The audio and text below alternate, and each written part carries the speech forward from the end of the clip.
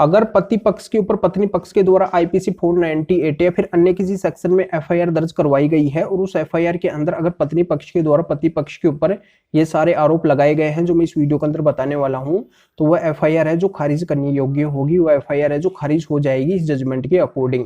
उस केस को पूरा लड़ने की बिल्कुल भी आवश्यकता नहीं है, उस एफआईआर को ही खत्म करवाया जा सकता है। बहुत इंपॉर्टेंट वीडियो है, कहीं से भी स्किप नहीं करना है, पूरा वीडियो बिल्कुल अंत तक देखना है। बहुत इंपॉर्टेंट जजमेंट है, पूरी जानकारी समझ में आ जाएगी, तो अंत तक मेरे साथ इस वीडियो में बने रहिए। और पहले इस वीडियो को लाइक कर दीजिए, 1 सेकंड का टाइम लगेगा, और वीडियो को देखने के बाद में शेयर भी करना है। और इस चैनल को सब्सक्राइब नहीं किया है तो सब्सक्राइब करके बेल आइकन को भी दबा दीजिए। तो चलिए शुरू करते हैं। तो नमस्कार दोस्तों, मैं हूं एडवोकेट जितेंद्र, और आज के वीडियो में पति के मन में जो टेंशन होती है आईपीसी 498A या फिर अन्य किसी सेक्शन को लेके कि ये एफआईआर हो गई है, पत्नी ने ये सारे आरोप हमारे ऊपर लगा दिए हैं, हम फंस जाएंगे, ये हो जाएगा, पर ऐसा कुछ भी नहीं होने वाला है। पत्नी ने अगर झूठा केस किया है, ये सारे आरोप लगाए हैं, तो वो एफआईआर है जो खारिज करने योग्य होगी।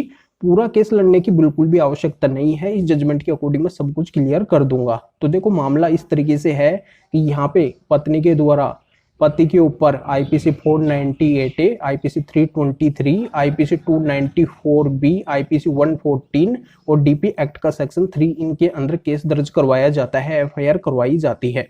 अब पति के द्वारा उसकी क्वेश्चनिंग के लिए हाईकोर्ट जाया जाता है और हाईकोर्ट के द्वारा मामले को गहराई से देखा गया और इन सभी बातों के आधार पे एफआईआर को है जो पूरी तरह से खारिज कर दिया, क्वेश कर दिया। तो यहाँ पे किन आधारों से कर दिया? देखो, इसमें पहला आधार तो ये था कि जो पत्नी है पति से अलग रह रही थी, काफी टाइम से अलग रह रही थी। दूसरा आधार ये था कि यहाँ पे पत्नी ने जो एफआईआर करवाई है अलग होने के काफी समय के बाद में करवाई है। तीसरा आधार ये था कि पत्नी यहाँ पे जो सेपरेशन की डेट लिखवा रही है कि इस डेट को मैं पति से सेपरेट हो गई, अलग हो गई, तो उस डेट के आसपास जो पति है वो एडमिट था हॉस्पिटल के अंदर, उस दौरान है वो सेपरेट कैसे हुई, तो यहाँ पे उसकी जो डेट है वो भी गलत नजर आ रही थी। इसमें चौथी और महत्वपूर्ण बात यह थी कि पत्नी ने पति और पति के जो भी घर वाले हैं उन सभी के ऊपर एफआईआर के अंदर ये आरोप लगाए कि ये सभी लोग हैं जो मुझे डोरी को लेकर परेशान कर रहे थे। शादी के टाइम से ही रेगुलरली है जो ये लोग मुझे प्रताड़ित कर रहे थे, डोरी की डिमांड ये कर रहे थे। पर यहाँ पे हाईकोर्ट के द्वारा इस पॉइंट को गहराई से देखा जाता है, ये पाया जाता है कि अगर पत्नी के साथ में ऐसा हो रहा था, पति और पति के घर वाले अगर ऐसा कर रहे थे, डोरी की डिमांड कर रहे थे, तो पत्नी के द्वारा कोई ना कोई कंप्लेंट तो डाली जाती, कोई ना कोई शिकायत तो इनकी की जाती। और पत्नी के पास में ऐसे कोई सबूत भी नहीं है जिससे वो साबित कर सके कि उसके साथ में ऐसा हो रहा था। तो यहाँ पे ये भी एक निराधार पॉइंट है, यहाँ पे ये भी है जो पत्नी ने गलत किया है, गलत आरोप है जो लगाए हैं। चौथी बात ये हो गई। पांचवी बात इसके अंदर ये थी कि जो घटना स्थल मेंशन करवाया गया है वो सूरत का था और पत्नी ने जो एफआईआर करवाई है वो करवाई है अहमदाबाद के अंदर। तो ये भी है जो एक इंपॉर्टेंट पॉइंट था। इसमें छठी और सबसे महत्वपूर्ण बात यह थी कि पत्नी ने जो भी आरोप लगाए पति और पति के घर वाले जिन लोगों के ऊपर भी, तो उनका किसी का भी स्पेसिफिक रोल है जो पत्नी साबित नहीं कर पाई। पत्नी के पास में ऐसे कोई सबूत नहीं थे जिससे वो गलत ठहरा सके।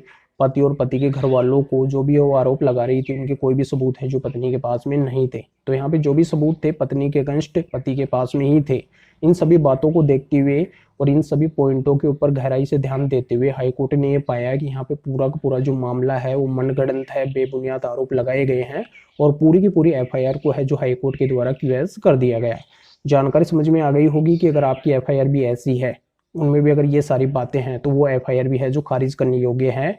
उसको भी आप है जो क्वेश्चन के लिए जाके हाईकोर्ट से खारिज करवा सकते हैं। जो इस जजमेंट के अंदर हुआ, इस जजमेंट को आपको अच्छे से रीड करना होगा। अगर आपके केस से मिलता हुआ है तो इस जजमेंट को यूज करके फायदा उठा सकते हैं, अन्यथा नहीं उठा सकते हैं। तो इस जजमेंट का लिंक है जो इस वीडियो के डिस्क्रिप्शन में दिया गया है, वहां पे आप क्लिक करके इसको अच्छी तरह से रीड कर सकते हैं। अभी भी अगर आप इस वीडियो को लाइक नहीं किए हैं तो लाइक करके जरूर शेयर कर दीजिए। तो फिर आगे मिलेंगे आपसे नए वीडियो नए टॉपिक के साथ में।